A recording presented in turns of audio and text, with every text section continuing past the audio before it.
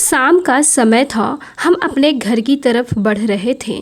हमने देखा दीवार से टिके हुए एक आदमी बैठा था जिसके शरीर को बारिश की बूंदों ने पूरी तरह से भिगो दिया था। पीछे से दिख रहा था कि उसके हाथ में एक पुरानी मुड़ी तुड़ी तस्वीर थी। तस्वीर में एक मुस्कुराती हुई लड़की थी जिसके चेहरे पर गरीबी की रेखाएं थी। आदमी का कंधा धीरे धीरे हिल रहा है, मानो वो रो रहा हो। और फिर हम आगे आकर देखते हैं तो उसकी आंखों में अथाह पीड़ा थी। वह तस्वीर को सीने से लगा लेता है और एक गहरी सांस छोड़ता है। उसने मुझसे कहा, मेरा नाम अर्जुन है। लोग कहते हैं प्यार अंधा होता है, पर मेरा प्यार तो बस एक भरोसा था, एक ऐसा भरोसा जिसे मैं कभी भी पूरा नहीं कर पाया। आज भी जब मैं आंखें बंद करता हूँ तो उसकी आंखों में वो अविश्वास तैर जाता है, वो अविश्वास जो शायद उसे मरने के बाद भी नहीं छूटा होगा। और ये कहानी सिर्फ मेरी दर्दनाक दास्तान नहीं है, ये उस अविश्वास की कहानी है जिसने हमारे प्यार को, हमारी खुशियों को और आखिरकार हमारी ज़िंदगी को भी ले लिया। फिर अर्जुन ने अपनी कहानी बताना शुरू किया। ये बात तब की है जब मैं एक सफल व्यवसायी था। मेरा जीवन व्यवस्थित था, मेरे पास सब कुछ था, पैसा, इज्जत और एक भरा पूरा परिवार। मेरी कंपनी आर्यन इंडस्ट्रीज़ शहर की जानी मानी कंपनी में एक थी, लेकिन मेरे दिल में हमेशा एक खालीपन था, एक ऐसी कमी जिसे मैं समझ नहीं पाता था। मैं अक्सर अपने आलीशान दफ्तर की खिड़की से बाहर देखता और सड़कों पर लोगों को भाग दौड़ करते देखता।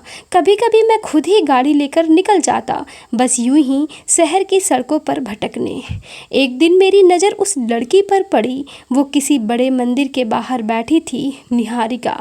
उसके मैले कुचले कपड़ों के बावजूद उसकी आंखों में मासूमियत थी, एक ऐसी उदासी भी थी जो मुझे अपनी ओर खींच रही थी। मैंने उसे कुछ सिक्के दिए, फिर अगले दिन और फिर रोज देना शुरू कर दिया। वो कभी मुझसे बात नहीं करती थी, बस सिर झुकाकर धन्यवाद देती थी। उसकी आवाज़ भी कभी सुनाई नहीं देती थी, उसकी चुप्पी में भी एक गहरा दर्द छिपा था। एक दिन शहर में मूसलाधार बारिश हो रही थी, बादल फटने जैसी स्थिति थी। सभी लोग अपने घरों में दुबके थे, दुकानें बंद थी, सड़कें सुनसान थीं, लेकिन निहारिका उसी जगह पर बैठी थी, पूरी तरह भीगी हुई, ठंडी हवा में कांपती हुई। उसके कटोरे में बारिश का पानी भर गया था। मुझे उसे ऐसे देखकर बहुत दुख हुआ। मेरा दिल उसके लिए पिघल गया। मैं बिना सोचे समझे अपनी गाड़ी से निकला, एक छाता लेकर उसके पास गया। उसने मुझे आते देख तो उसकी आंखों में हल्का सा डर आ गया। मैंने उसे अपनी गाड़ी में बैठने को कहा। उसकी आंखों में भय स्पष्ट दिख रहा था, मानो मैं उसे कोई राक्षस दिख रहा हूँ। मैंने उसे समझाया कि मैं उसकी मदद करना चाहता हूँ, कि मैं उसे इस बारिश में अकेला नहीं छोड़ सकता। बहुत मुश्किल से मैंने उसे अपनी गाड़ी में बैठने के लिए मना लिया।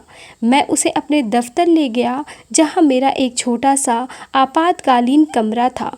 उसे साफ कपड़े दिए, गर्मा गर्म चाय और खाना खिलाया। पहली बार निहारिका ने मुझसे बात की। उसकी आवाज़ बहुत धीमी और डरी हुई थी, जैसे कोई चिड़िया धीरे धीरे गाना शुरू कर रही हो। उस रात उसने मुझे अपने अतीत के बारे में बताया, कैसे उसके माता पिता उसे बचपन में ही छोड़कर चले गए या शायद किसी दुर्घटना में मारे गए। उसे ठीक से याद नहीं था। कैसे उसने छोटी उम्र से ही सड़कों पर भीख मांगकर, कूड़ा बीनकर अपनी ज़िंदगी गुजारी। उसने बताया कि वो किसी पर भरोसा नहीं कर पाती, क्योंकि सबने उसे धोखा ही दिया है। मैं उसकी कहानी सुनकर हिल गया। उस दिन मुझे एहसास हुआ कि मेरा खालीपन शायद उसे देखकर ही दूर हो सकता है। मुझे उससे प्यार हो गया था, एक ऐसा प्यार जिसमें सिर्फ चाहत नहीं, बल्कि एक गहरी करुणा और उसे एक बेहतर जीवन देने की इच्छा भी थी। मैंने निहारिका से शादी करने का फैसला किया। ये फैसला मेरे परिवार और दोस्तों के लिए किसी सदमे से कम नहीं था। मेरी माँ ने मुझसे कई दिनों तक बात नहीं की। मेरे पिताजी ने सीधे कहा, तुम एक भिखारी से शादी करोगे? अर्जुन, तुम्हें हो क्या गया है? हमारी इज्जत का क्या होगा? लोग तुम्हारा मजाक उड़ाएंगे। मेरे दोस्त जो अक्सर मेरे साथ पार्टियां करते थे, उन्होंने मुझसे दूरी बना ली, लेकिन मैं अडिग था। मुझे लगता था कि मैं उसे वो सब कुछ दे सकता हूँ जिसकी वो हकदार थी, और शायद उससे भी बढ़कर एक परिवार, एक अपनापन दे सकता हूँ। मैंने निहारिका से बात की। जब मैंने उसे शादी का प्रस्ताव दिया तो वह हैरान रह गई। उसकी आंखों में एक पल के लिए खुशी की चमक थी, पर साथ ही गहरा अविश्वास भी था। मुझ जैसी भिखारी से आप शादी करोगे? ये झूठ है। आप मजाक कर रहे हैं। आप इतने बड़े आदमी हैं, मैं आपके लायक नहीं हूँ। उसने अपनी पूरी जिंदगी की आदत से मजबूर होकर खुद को नीचा दिखाना शुरू कर दिया। मैंने उसे समझाया, उसे यकीन दिलाया, उसे अपनी दुनिया दिखाई, बताया कि मेरे लिए पैसा मायने नहीं रखता, बल्कि इंसान का दिल मायने रखता है। मैंने उसे अपने घर बुलाया, अपनी माँ से मिलवाया। हालांकि माँ का रवैया अभी भी थोड़ा ठंडा था। बहुत मिन्नतों के बाद निहारिका तैयार हुई। हमारी शादी हुई, एक भव्य समारोह जो शहर के बड़े होटल में हुआ था। मेरे परिवार के लोग तो शामिल थे, लेकिन उनके चेहरों पर खुशी की जगह घबराहट थी, मानो कोई अनहोनी होने वाली हो। निहारिका शादी के जोड़े में बेहद खूबसूरत लग रही थी, किसी राजकुमारी से कम नहीं लग रही थी, लेकिन उसकी आंखों में अभी भी वो अविश्वास का बीज बोया हुआ था। उसे यकीन ही नहीं हो रहा था कि ये सब सच है, कि वो एक नए जीवन में कदम रख चुकी है। उसे लग रहा था कि ये किसी फिल्म का दृश्य है जो कभी भी खत्म हो सकता है। शादी के बाद मैंने निहारिका को हर सुख दिया। उसे रहने के लिए आलीशान घर दिया, जहां हर कोना उसकी पसंद के हिसाब से सजाया गया था। उसे महंगे कपड़े, डिजाइनर गहने, जो कुछ भी वह चाहती थी मैंने लाकर दिया। मैंने उसे पढ़ना लिखना सिखाया, उसे कंप्यूटर चलाना सिखाया, उसे समाज के तौर तरीके सिखाए। मैंने उसे हर संभव तरीके से आत्मविश्वास देने की कोशिश की। वह धीरे धीरे खुद को हमारे नए जीवन में ढालने की कोशिश कर रही थी। उसने नई चीजें सीखना शुरू कर दिया था, लेकिन उसके मन में अविश्वास की दीवार कभी नहीं टूटी। वो हर छोटी बात पर शक करती। अगर मैं उसे कोई तोहफा देता तो वह सहम जाती और सोचती, ये सब एक दिन छिन जाएगा, ये सब सिर्फ दिखावा है। अगर मैं उसे प्यार करता तो वो मेरी आंखों में देखती और कहती, आप मुझसे कब तक प्यार करोगे? आप तो इतने बड़े आदमी हैं, मुझ जैसे भिखारी को कब तक झेलेंगे? एक दिन आप ऊब जाओगे। वो हर छोटी बात पर शक करती। अगर मैं देर से घर आता तो वो सोचती कि मैं उसे छोड़कर किसी और के पास चला गया हूँ। वो मेरे मोबाइल के मैसेज चेक करती, मेरे दोस्तों के नंबर देखती। अगर मैं किसी महिला सहकर्मी से बात करता तो उसे लगता कि मैं उसे धोखा दे रहा हूँ। एक बार तो उसने मेरी पर्सनल असिस्टेंट को सबके सामने भला बुरा कह दिया था, जिसके बाद मुझे उसे समझाना पड़ा कि ऐसा करना ठीक नहीं है। मैंने उसे बहुत समझाया, बहुत प्यार दिया। मैंने उसे अपनी सारी संपत्ति दिखा दी, बैंक अकाउंट दिखाए, निवेश के कागजात दिखाएं, ताकि उसे यकीन हो जाए कि ये सब उसका है, कि वे सुरक्षित है। मैंने उसे अपने परिवार से मिलवाया, दोस्तों से मिलवाया, उन्हें समझाया कि निहारिका को समझने की कोशिश करें। मेरी माँ ने धीरे धीरे उसे अपनाना शुरू कर दिया था, लेकिन निहारिका का अविश्वास गहरा होता गया। वो हर किसी की बात में नकारात्मकता ढूंढती थी। उसे लगता कि मेरे घर वाले और दोस्त मुझसे दूर करने की कोशिश कर रहे हैं। समय के साथ निहारिका का अविश्वास एक गंभीर मानसिक बीमारी में बदलने लगा। उसे हर चीज में एक साजिश दिखने लगी। उसे लगता था कि मेरे परिवार वाले उसे परेशान कर रहे हैं, मेरे दोस्त उसे नीचा दिखा रहे हैं, कि मैं खुद उसे इस आलीशान पिंजरे में बंद करके रखना चाहता हूँ। उसे हर रात डरावने सपने आते थे, जहाँ वो वापस सड़कों पर होती थी, भूखी प्यासी। वो रात रात भर रोती रहती, मुझसे कहती कि ये सब एक सपना है और वो कभी भी टूट जाएगा और वो फिर से अकेली हो जाएगी। मैंने उसे देश के बेहतरीन डॉक्टर के पास ले गया, मनोवैज्ञानिक की मदद ली, उन्हें समझाया कि निहारिका का अतीत कितना दर्दनाक दर्दनाक रहा है। डॉक्टर ने उसे दवाई दी, थेरेपी की सलाह दी, लेकिन कुछ भी काम नहीं आया। उसका मन उस गरीबी, उस अकेलेपन और उस अविश्वास से इतना डर चुका था कि वह कभी भी इस नई जिंदगी को अपना ही नहीं पाई। उसने खुद को कमरे में बंद कर लिया, खाना पीना छोड़ दिया। उसका वजन तेजी से घटने लगा, उसका शरीर कमजोर होता गया और उसका मन पूरी तरह से टूट चुका था। उसकी आंखों में अब कोई चमक नहीं थी, बस एक अथाह खालीपन था। एक दिन निहारिका का अविश्वास इतना गहरा हो गया कि वह घर छोड़कर चली गई। उसे लगा कि यह सब एक चाल है और मैं उसे कभी भी पूरी तरह से अपना नहीं पाऊंगा। वह अपनी पुरानी दुनिया में वापस जाना चाहती थी, जहां कम से कम उसे पता था कि क्या उम्मीद करनी है। मैं जब ऑफिस से लौटा और उसे घर में नहीं पाया तो मेरा दिल बैठ गया। मैं पागल सा हो गया। उसी दौरान निहारिका की पिछली डॉक्टरी जांच की रिपोर्ट आई। डॉक्टर ने मुझे बुलाया। डॉक्टर ने कहा, मिस्टर अर्जुन, निहारिका की रिपोर्ट आ गई है। मुझे आपको बताते हुए खुशी हो रही है कि वो प्रेग्नेंट है। ये सुनकर मैं सन्न रह गया। एक पल को मुझे लगा कि मैंने गलत सुना है। मैं पिता बनने वाला था और मेरी निहारिका, मेरी पत्नी, मेरे बच्चे की माँ लापता थी।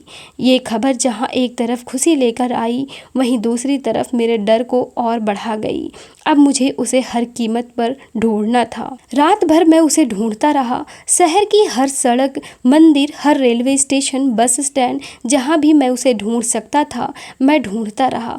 बारिश फिर से शुरू हो गई थी और मैं बारिश में भीगता हुआ पागलों की तरह उसे पुकार रहा था। मेरी गाड़ी की हेडलाइट की रोशनी में मैं हर चेहरे को पहचानने की कोशिश कर रहा था।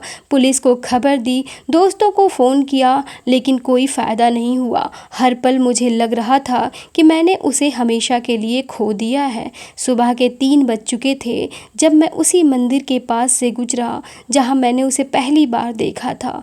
मेरे पैरों तले ज़मीन खिसक गई। वो वहीं बैठी थी, उसी जगह पर, उसी मैले कुचले कपड़ों में, बारिश में भीगती हुई। उसके सामने वो छोटा सा कटोरा रखा था जिसमें बारिश का पानी भर रहा था। मैं उसके पास गया, उससे उठाने की कोशिश की। मैंने उसका हाथ पकड़ा, लेकिन उसने मुझे ऐसे धक्का दिया जैसे मैं कोई अजनबी हूँ। उसकी आंखों में वो ही पुराना खालीपन था जिसमें अब कोई उम्मीद नहीं थी। उसने मेरी तरफ देखा और उसकी आवाज़ लड़खड़ाने लगी। ये सब झूठ था। ये महल, ये कपड़े, ये प्यार, सब कुछ झूठ था। तुम मुझे वापस वहीं छोड़ गए जहाँ मैं थी। तुमने मुझे झूठे सपने दिखाए। मैं एक भिखारी थी और हमेशा एक भिखारी ही रहूँगी। तुम मुझे धोखा दे रहे थे हमेशा से। मैंने उसे लाख समझाया, उसके पैरों में गिर गया, आंसू बहाए, उसे अपने प्यार का यकीन दिलाया। मैंने उसे बताया कि वो गर्भवती है, कि हम एक परिवार बनाने वाले हैं, लेकिन उस पर कोई असर नहीं हुआ। उसे लगा कि यह एक और झूठ है और एक बहाना है उसे वापस लाने का। उसने कहा, तुम कभी नहीं समझोगे मेरा डर, तुम कभी नहीं जानोगे भूखा रहने का मतलब, तुम कभी नहीं जानोगे उस डर का मतलब कि कोई भी तुम्हें कभी भी छोड़कर जा सकता है। मुझे लगा कि मैं उसे खो रहा हूँ। मुझे कुछ ऐसा करना था जो उसे यकीन दिला सके। मैंने वहीं बारिश में अपनी कीमती सूट उतारा, अपनी घड़ी, बटुआ, सब कुछ एक तरफ रख दिया। मैंने पास पड़े कुछ मैले कपड़े उठाए और पहन लिए। मैं उसके सामने सड़क पर बैठ गया, पास पड़े एक टूटे हुए बर्तन को उठाया और उसे भीख मांगने वाले अंदाज में आगे बढ़ाया। देखो निहारिका, मैं भी तुम्हारे जैसे बन गया हूँ। अब क्या तुम्हें यकीन होगा? अब क्या तुम्हें लगेगा कि मैं तुम्हें छोड़ दूंगा? निहारिका मुझे ऐसे देखती रही जैसे उसने कभी किसी को ऐसा करते नहीं देखा था। उसकी आंखों में एक पल के लिए कुछ बदला, एक छोटी सी चमक, एक पल का भ्रम शायद, लेकिन फिर वही अविश्वास लौट आया। उसने मुझसे नजरें फेरी। सिर्फ एक नाटक है। तुम एक दिन थक जाओगे और फिर मुझे छोड़ दोगे। तुम ये नहीं कर सकते। मैं उसके साथ वहीं भीख मांगना शुरू कर दिया। लोग मुझे एक सूट बूट वाले आदमी को भिखारी के कपड़े में देखकर हैरान थे। कुछ ने दया की, कुछ ने हंसा, लेकिन निहारिका पर कोई असर नहीं हुआ। तभी सड़क पर एक महंगी गाड़ी आकर रुकती है। मेरे पिताजी, माँ और कुछ रिश्तेदार गाड़ी से उतरते हैं। उनके चेहरे पर राहत दिख रही थी। उन्होंने मुझे ढूंढ लिया था। माँ ने कहा, अर्जुन, तुम ये क्या कर रहे हो? घर चलो। पिताजी ने भी गुस्से में बोला, तुमने हमारी इज्जत मिट्टी में मिला दी। इस भिखारी के लिए तुम खुद भिखारी बन गए। लेकिन जैसे ही मेरे परिवार वाले निहारिका के सामने आए, निहारिका का डर और भी गहरा हो गया। उसकी आंखें बड़ी बड़ी हो गईं, जैसे उसने कोई भयानक सपना देख लिया हो। वह कांपने लगी और पीछे हटने लगी। वह भागने की कोशिश कर रही थी। अर्जुन ने कहा, निहारिका क्या हुआ? रुको। मैं तुरंत उठा और उसे अपनी बाहों में जकड़ लिया। वह मेरे आलिंगन में भी कांप रही थी और उसकी आंखों में आतंक साफ दिख रहा था। उसे देखकर मुझे कुछ अटपटा सा लगा। मेरे परिवार वालों को देखकर उसका ये डर, क्या कुछ ऐसा था जो मुझे नहीं पता था? तभी अर्जुन को अपने परिवार पर शक होता है। शायद इन लोगों ने उसके साथ कुछ गलत किया होगा। मैं अपने परिवार की ओर मुड़ा, सवाल भरी निगाहों से उन्हें देख रहा था। मेरी माँ और पिताजी नजरें चुराने लगे। तभी हमारे घर की एक पुरानी नौकरानी, जो काफ़ी समय से हमारे साथ थी, भीड़ से निकलकर मेरे पास आई। उसकी आंखों में आंसू थे। नौकरानी ने कहा, साहब, इस बच्ची का ये हाल आपके परिवार वालों ने ही किया है। मेरे कान खड़े हो गए। मैंने उसे गौर से देखा। अर्जुन ने बोला, क्या मतलब? नौकरानी, जब आप ऑफिस जाते थे या बाहर होते थे, मालकिन और छोटे मालिक ज़बरदस्ती इसे बहुत मारते थे, इसे ताने देते थे, नीचा दिखाते थे और हाँ, इसे इलेक्ट्रिक शॉक भी देते थे। वे कहते थे, चली जा यहाँ से खुद ही, मेरे बेटे को छोड़कर। तू इस घर के लायक नहीं है, तू एक भिखारी है। वो चाहते थे कि ये खुद ही आपको छोड़कर चली जाए ताकि आपकी शादी टूट जाए। ये सुनकर मेरे पैरों तले ज़मीन खिसक गई। मेरे पूरे शरीर में बिजली दौड़ गई। मेरी निहारिका का अविश्वास, उसका डर, उसका मानसिक स्थिति, ये सब मेरे परिवार वालों की क्रूरता का नतीजा है। उन्होंने उसे इतना डरा दिया था, उसे इतनी यातना दी थी कि उसका मन हमेशा के लिए टूट गया था। मेरा अपना परिवार। मैंने अपने माता पिता की तरफ देखा। उनके चेहरे पीले पड़ चुके थे। शर्म से उनका सर नीचे झुक गया था। निहारिका अभी भी मेरी बाहों में कांप रही थी। उसकी आंखें मेरे परिवार वालों की तरफ थी, डर से भरी हुई। मैंने उसे कसकर पकड़ लिया। मेरी आंखों में आंसू थे, पर इस बार आंसू केवल निहारिका के लिए नहीं थे, बल्कि उस धोखे के लिए भी थे जो मेरे अपने परिवार ने मुझे दिया था। मैंने उसे बताया कि अब सब ठीक हो जाएगा और मैं तुम्हें कभी भी किसी के द्वारा चोट नहीं पहुंचाने दूंगा। उस दिन के बाद निहारिका की तबीयत बिगड़ती गई। उसका अविश्वास, जो अब परिवार के अत्याचारों के कारण और गहरा हो गया था, उसे पूरी तरह से लील रहा था। उसका शरीर भी कमज़ोर हो गया था। मैंने उसे वापस अपने घर ले जाने से इनकार कर दिया। मेरे माता पिता ने माफ़ी मांगने की बहुत कोशिश की, लेकिन मैंने उन्हें माफ़ नहीं किया। मैं उसे एक नए शांत घर में ले आया, जहाँ सिर्फ मैं और कुछ भरोसेमंद लोग ही उसकी देखभाल करते थे। अगले 4 महीने तक उसकी तबीयत में कोई सुधार नहीं हुआ। मैंने दिन रात उसकी सेवा की, उसे खाना खिलाया, दवाइयाँ दी, उससे बातें की, कहानियाँ सुनाई। मैंने डॉक्टरों की पूरी टीम लगाई, नर्सें लगाई, लेकिन उसके मन का घाव इतना गहरा था कि कोई भी दवा काम नहीं कर रही थी। उसका शरीर बच्चे को पालने का बोझ नहीं सह पा रहा था और उसका मन बस उस भय से घिरा हुआ था। मैंने हर पल उसे ये यकीन दिलाने की कोशिश की कि अब वो सुरक्षित है, कि मैं उसके साथ हूँ और हमारा बच्चा उसे एक नई जिंदगी देगा। एक रात निहारिका को प्रसव पीड़ा शुरू हुई। तुरंत उसे अस्पताल ले जाया गया। घंटों की मुश्किलों के बाद उसने एक प्यारी सी बच्ची को जन्म दिया। बच्ची स्वस्थ थी। उसकी आंखें निहारिका जैसी ही थी, पर उनमें डर नहीं, बल्कि एक मासूम सी चमक थी। मैंने अपनी बेटी को गोद में लिया। मेरी खुशी का ठिकाना नहीं था। मैं उसे निहारिका के पास ले गया। मैंने निहारिका का हाथ थामा और अपनी बच्ची का छोटा सा हाथ उसके गाल पर रखा। उसकी आंखों में एक पल की चमक को देखकर मुझे लगा कि शायद अब सब ठीक हो जाएगा।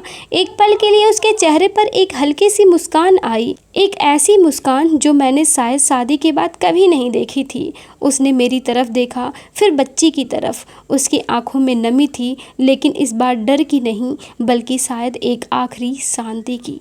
और उसी वक्त निहारिका ने दुनिया छोड़ दी। उसकी आत्मा ने उस दर्दनाक शरीर और उस अविश्वास से भरे मन को छोड़ दिया।